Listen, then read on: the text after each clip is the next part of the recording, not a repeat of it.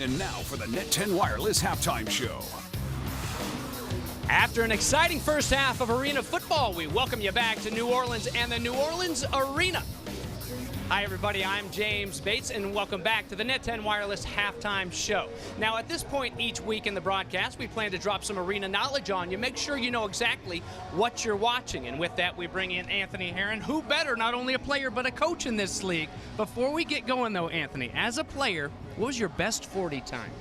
Let's say 4.7 at my fastest. 4.7. Okay, but that's from a three-point stance, like Correct. Every track star, everybody at the NFL Combine. Yes, track stars like me, Okay. yes. What if you would have had a full speed start when you hit that line? That's when they start the timer. 4.2, 4.1, maybe? Yeah, maybe 3.9. Yeah, right. It makes a big difference, and Right. it makes a big difference in the Arena League when the receiver can go in high motion. It certainly does. It's one of the most visually stunning things in professional sports. When you think about a wide receiver with a full head of steam heading towards the line of scrimmage, how do you cover a guy like that? Let's take a look.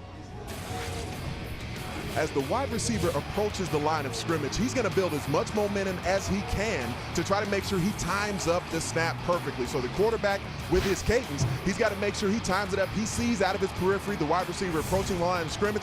The ball gets snapped right at the point. Believe it or not, he is not offsides, ladies and gentlemen. And so for a DB, how can you possibly try to cover one of these great athletes as he advances on you in the secondary?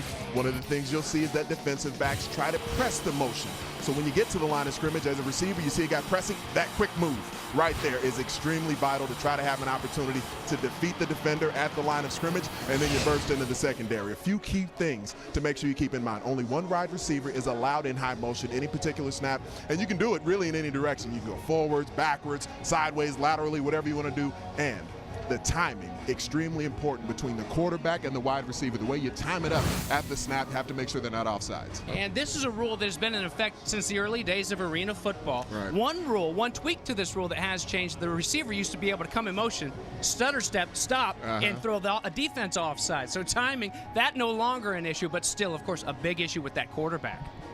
Without a doubt. And so no more stop motion being in the AFL. You can't draw that defender offside. One small tweak, but that high motion still as stunning as anything we see in sports.